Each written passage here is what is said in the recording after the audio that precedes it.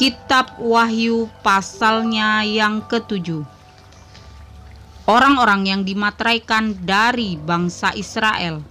Kemudian daripada itu aku melihat 4 malaikat berdiri pada keempat penjuru bumi, dan mereka menahan keempat angin bumi, supaya jangan ada angin bertiup di darat atau di laut atau di pohon-pohon. Dan aku melihat seorang malaikat lain muncul dari tempat matahari terbit. Ia membawa materai Allah yang hidup, dan ia berseru dengan suara nyaring kepada keempat malaikat yang ditugaskan untuk merusakkan bumi dan laut. Katanya,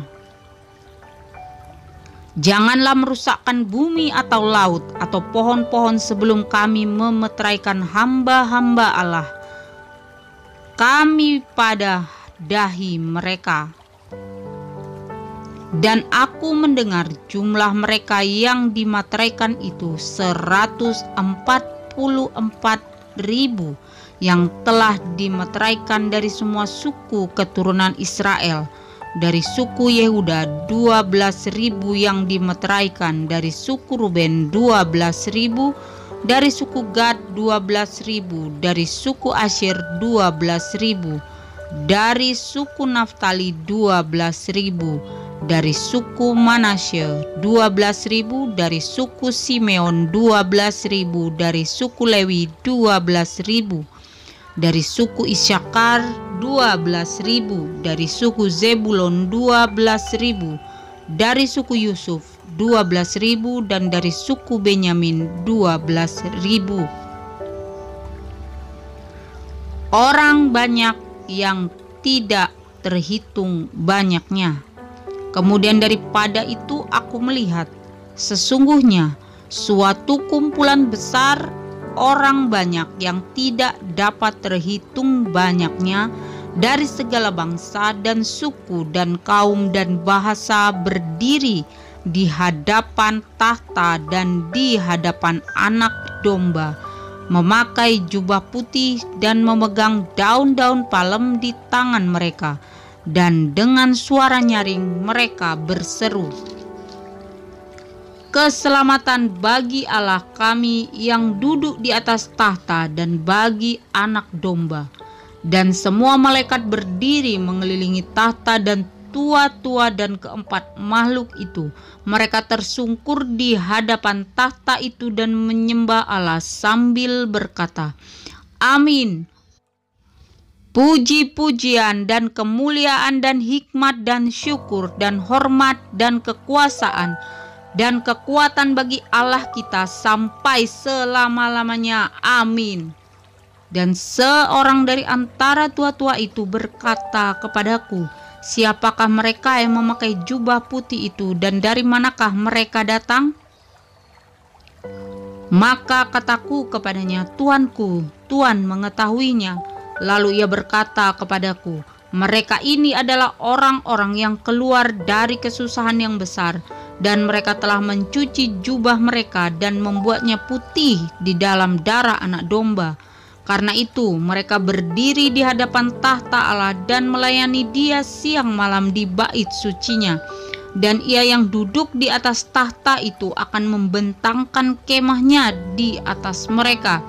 Mereka tidak akan menderita lapar dan dahaga lagi, dan matahari atau panas terik tidak akan menimpa mereka lagi, sebab Anak Domba yang di tengah-tengah tahta itu akan mengembalakan mereka dan akan menuntun mereka ke mata air kehidupan, dan Allah akan menghapus segala air mata dari mata mereka." Kitab Wahyu pasalnya yang ke-8, meterai yang ke-7. Dan ketika Anak Domba itu membuka meterai yang ke-7, maka sunyi senyaplah di sorga, kira-kira setengah jam lamanya. Lalu aku melihat ke-7 malaikat yang berdiri di hadapan Allah, dan kepada mereka diberikan 7 sangkakala. Maka datanglah seorang malaikat lain, dan ia pergi berdiri dekat mezbah dengan sebuah pedupaan emas, dan kepadanya diberikan banyak kemenyan, untuk dipersembahkannya bersama-sama dengan doa semua orang kudus di atas mezbah emas di hadapan tahta itu. Maka naiklah asap kemenyan bersama-sama dengan doa orang-orang kudus itu dari tangan malaikat itu ke hadapan Allah. Lalu malaikat itu mengambil pedupaan itu, mengisinya dengan api dari mezbah dan melemparkannya ke bumi. Maka meledaklah bunyi guru disertai halilintar dan gempa bumi. Keempat sangkakala yang pertama. Dan ketujuh malaikat yang memegang ketujuh sangkakala itu bersiap-siap untuk meniup sangkakala. Lalu malaikat yang pertama meniup sangkakalanya, dan terjadilah hujan es dan api bercampur darah, dan semuanya itu dilemparkan ke bumi. Maka terbakarlah sepertiga dari bumi dan sepertiga dari pohon-pohon, dan hanguslah seluruh rumput-rumputan hijau. Lalu malaikat yang kedua meniup sangkakalanya, dan ada sesuatu seperti gunung besar yang menyala-nyala oleh api dilemparkan ke dalam laut, dan sepertiga dari laut itu menjadi darah. Dan matilah sepertiga dari segala makhluk yang bernyawa di dalam laut, dan binasalah sepertiga dari semua kapal.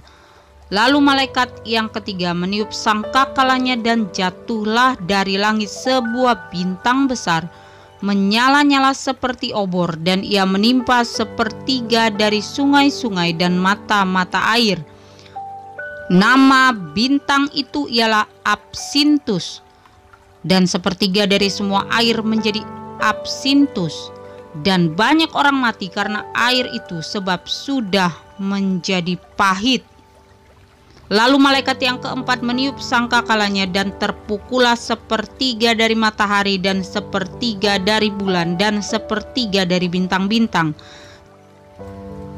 sehingga sepertiga daripadanya menjadi gelap, dan sepertiga dari siang hari tidak terang, dan demikian juga malam hari. Lalu aku melihat, aku mendengar seekor burung nasar terbang di tengah langit, dan berkata dengan suara nyaring, "Celaka, celaka, celakalah mereka yang diam di atas bumi, oleh karena bunyi sangkakala ketiga malaikat lain yang masih akan meniup sangkakalanya."